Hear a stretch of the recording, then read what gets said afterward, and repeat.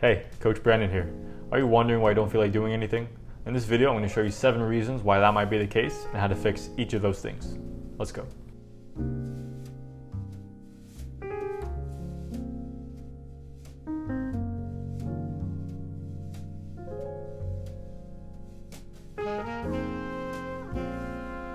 So the first thing is, if you don't feel like doing anything and you think you need more discipline, chances are you need structure in your life. So not having any structure to your life might be why you don't feel like doing anything. Why? Because if you constantly rely on spontaneous bursts of energy to feel motivated and to feel like doing things or working on your goals, then you're not going to really get much done, because emotions are fleeting. They're inconsistent. You can't really rely upon them when you need them the most. You're going to find yourself stuck. You're going to find yourself not wanting to do anything and wondering why. Because after all, who sits around and just suddenly feels like being disciplined and going after their goals? More often than not, it's something that we work on and we stay on top of, like riding a bike. It's something that we have to be consistent with, and if we stop, we fall off, and we gotta get back up and slowly work our way back to the same speed that we were at initially. You can't expect to not even be sitting on the bike and just go 50 miles an hour out of nowhere. You have to sit on the bike, you gotta pedal, you gotta catch your balance awkwardly, and then eventually you can build up that speed. Discipline works the same way. So usually, if you don't have structure, you're gonna do things that just make you feel good in the moment. And those things don't challenge us. Those things don't help us towards our goals. So to keep the analogy of the bike, if you're not on top of it and you don't keep yourself going and maintaining that same pace and the same discipline required to work each of those work blocks and to stay productive when it's time to stay productive and to play when it's time to play, then you're gonna grow bored of life. Because like I said, emotions are fleeting, and eventually you just get bored if you rely on spontaneous bursts of energy to get stuff done. That's just how we work as humans. And constant boredom, if not addressed, leads to depression, because boredom is a negative emotion, and remember, emotion carries momentum. So if you are constantly bored and you don't address it, eventually you're going to feel more disappointed, then you're going to feel sad, and eventually depressed if you do nothing about it. So ultimately, this lack of structure, this lack of practicing discipline, working at a usual work block or getting stuff done when you need to get stuff done, not having that structure may be why you don't feel like doing anything. So the second reason you might not feel like doing anything is because you need to recharge.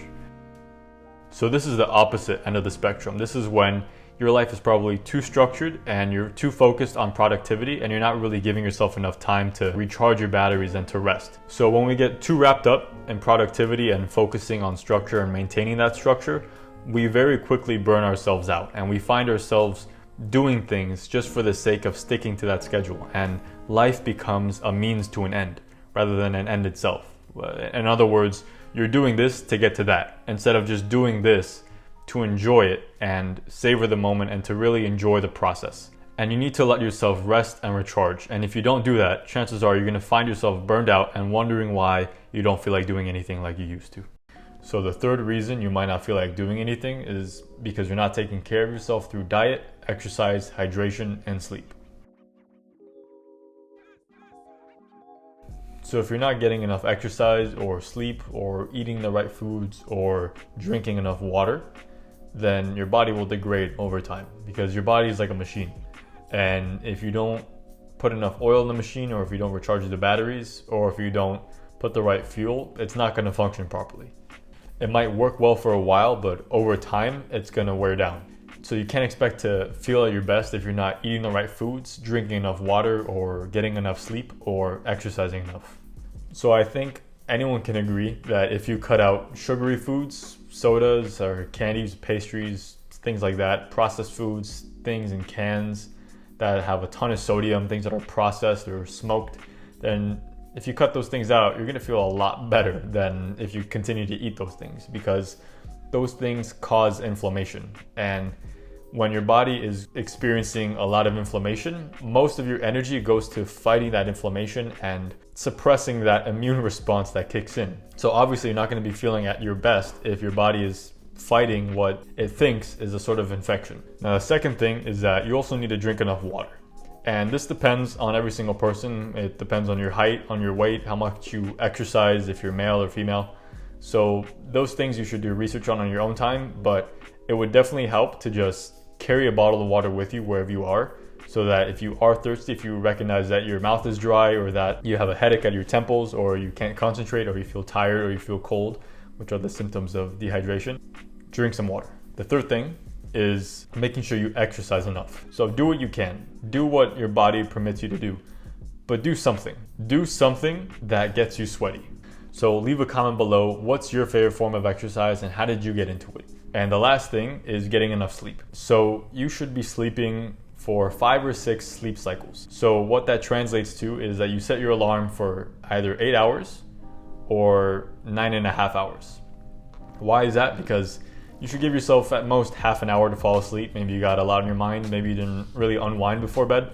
So at most 30 minutes to fall asleep. And by the time you fall asleep, after those 30 minutes goes by, you'll have either 7.5 hours of sleep or 9 hours of sleep. And that's either 5 or 6 full sleep cycles. However, there is a caveat. If you don't sleep at a consistent time, if you don't go to bed at a consistent time every night, your body is gonna be thrown off. You're gonna be feeling completely groggy in the morning.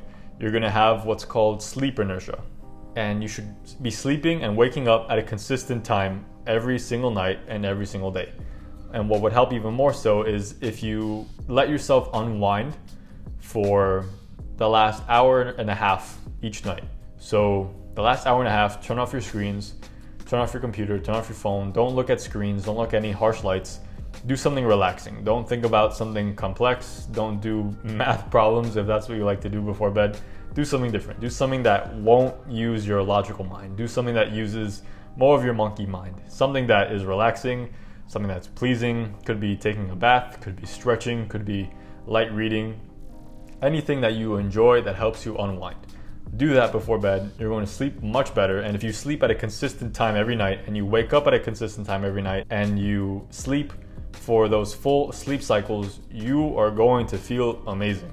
Trust me. So if you don't focus on having a healthy diet, drinking enough water, getting enough sleep, or getting enough exercise, that's probably why you don't feel like doing anything, because your body is suffering the consequences. So the fourth reason you probably don't feel like doing anything is poor hygiene, which is the most common start to the depressive cycle. So not bathing, not cleaning yourself, not wearing clean clothes. This is the most common way depression starts in people. It's the first thing that is indicative of depression. So the reason that not cleaning yourself might cause you to not feel like doing anything, it kind of goes back to the good old caveman days.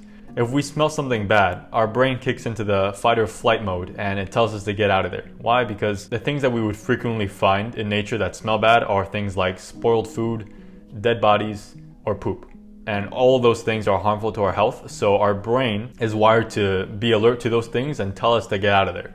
So even if you might not smell it, because we get used to smells after a while, if you're not cleaning yourself, if you're not wearing clean clothes, if you're not showering or whatever it might be, then you're constantly smelling something foul and your brain is in a constant state of tension. And again, since emotion carries momentum and tension and anxiety are negative emotions, if you don't address those things and you're in constant state of feeling tense or anxious, it's going to get worse. And you're going to feel more negative over time. And eventually, anxiety leads to depression, which could be why you don't feel like doing anything like you used to. So practice good hygiene. So the fifth reason you might not feel like doing anything is because you need more outside time and less screen time. So sunlight is responsible for our body producing melatonin and vitamin D. Being in the sun tells our body to start producing more of those things. Why are those things important? So melatonin helps us to have a better quality sleep. If we don't sleep well, we're not going to be able to learn as well. We're not going to be able to focus or control our emotions or regulate ourselves or think clearly. It's going to cause a lot of problems. And if you don't have enough vitamin D, then you're not going to have a healthy immune system. You're going to be feeling more sick. You're going to be feeling more tired and more fatigued. And these things kickstart the depressive cycle as well. They wreak havoc on your immune system, not sleeping properly and not having a healthy immune system from vitamin D deficiency. And if you don't spend enough time outdoors, just sitting outside, even if it's just 15 to 30 minutes a day, not looking at a screen, just sitting outside, enjoying the view, whatever that might be. If it's some grass, if it's some squirrels, whatever it is, just 15 to 30 minutes outside during the day at prime time hours, you'll get exactly what you need. So you could easily get that amount of time if you work outside or if you eat outside, for example, or if you just go for a walk every day. And if you're not spending time outside during the day getting sun, that might be why you don't feel like doing anything. So the sixth thing on the list is choosing instant gratification over delayed gratification, because instant gratification produces dopamine in your brain, which is an addictive reward chemical. You produce it when you eat tasty foods, or you play video games that you enjoy, you have sex, or you do things that make you feel good in the moment. And your brain really likes this, and it wants you to do more of these things because it just makes you feel good. That's your monkey brain saying, yeah, give me more of that. So if you only choose instant gratification instead of delayed gratification, then your brain's going to be used to this feeling of dopamine. You're literally rewarding yourself for doing nothing.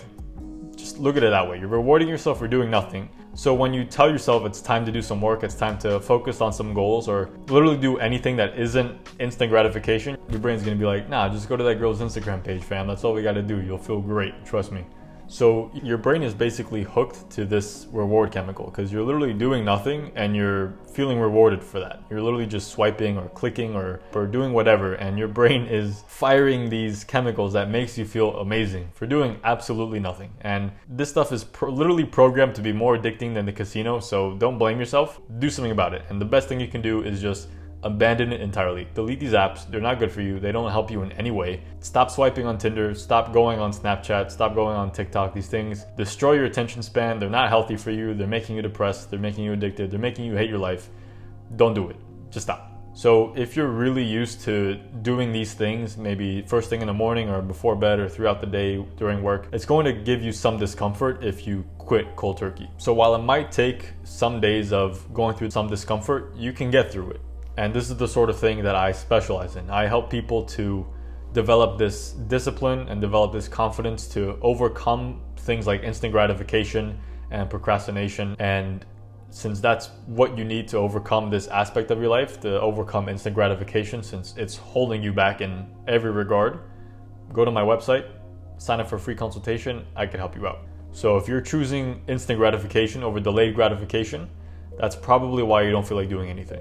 And the seventh thing on the list is that you're focused on the negative. So hear me out for a second. This isn't undermining what you might be going through, but remember, we have a choice of how we frame everything in our lives. We could either frame it in the most negative way, or we could frame it in the most positive way. It's our choice. We're free to do whatever we want.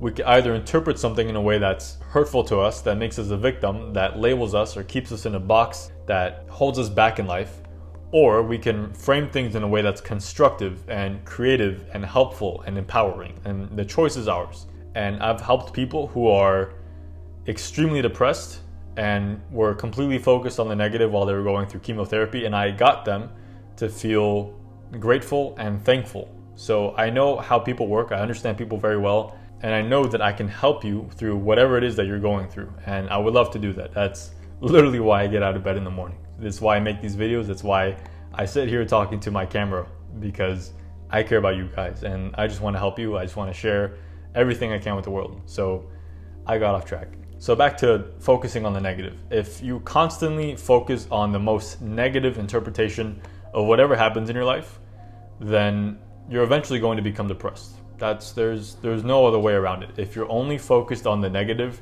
you're going to go from being apathetic to being frustrated or disappointed to feeling maybe angry or sad, and then eventually powerless and depressed. And it's a horrible cycle to be in, and it's very hard to get out of alone. And it's a cycle that feeds itself. That's what makes it so difficult to get out of. Because remember, emotion carries momentum. So what's the solution to this? That's what makes it difficult, because it depends on what exactly it is that you're interpreting and how you're interpreting it in a negative way. So it could be that you're comparing yourself to someone. It could be that you're thinking about what other people think. It could be that you're blaming yourself. It could be that you're blaming others. You're not taking responsibility. It could be a whole host of things. And that's what makes it tricky to solve alone, because it's really easy to lie to yourself and not be honest with yourself about your motivations, your intentions, and what you're really doing to sabotage yourself. So the best advice I can give, as general as that might sound, is to be positive. Focus starting on the present moment. Focus on what's beautiful about it. What are you grateful for? What's nice about this moment? What's pleasant about it? What's going well in this moment right here, right now? Just this moment. Don't think about the past. That doesn't exist. Don't think about the future, that doesn't exist. Just focus on right now and be positive about it. Be grateful, be thankful, be optimistic, and you'll find yourself feeling a little better when you start to do these things. And you can check out another video that I have about overcoming uncertainty, and it uses this same process, which is proven to work with anyone because we're all human, and that's how emotions work. So check out that video. It explains a lot more about how this process works, going from negative to positive, and that will really help you. And like I said before, it's general advice, and it's not really going to solve everything that you're going through, because what you're going through is very specific. It's very unique to who you are and your own experiences and your own beliefs and how you view the world, how you interpret the world, and everything that applies to only you. It's why therapists and coaches like myself do what we do. We recognize the traps that we fall into as humans because of emotions and how we think and how we interpret things. And I can show you how to get out of a depressive cycle. I recognize what it is that you're going through, how you got there, and we can come up with a game plan together. And we can make this game plan for you to help you not only out of a depressive cycle, but into a positive cycle, into a creative cycle, into a constructive cycle that's working towards your goals, your ultimate desires, and really creating the life that you want to live. And I know how this stuff works because, like I said, I did this on myself without any mentors, without any psychologists, without any medication. I helped myself, I've helped others, I've helped people younger than me, older than me. I know how this stuff works. And I sincerely believe that I can help you if you're going through these things. If you find yourself in a depressive cycle or feeling anxious or fearful or insecure, I've helped myself and I've helped others, and I can help you as well. I can show you how to break out of the cycle and free yourself from negative emotions. So if you found this video helpful, please share it with your friends and family. You never know who you might help. You never know if you're going to save someone one day. It's happened to me before, so please don't hesitate to share with someone if you think that they might need it. Even if you don't think they might need it, share with them. You never know what they're going through. Hit the like button below and subscribe for more content on self-mastery, emotional control, and practical advice for personal growth. And if you made it this far in the video, I don't know who you are, but you're awesome, and I appreciate you. So keep doing what you're doing. Thanks for watching.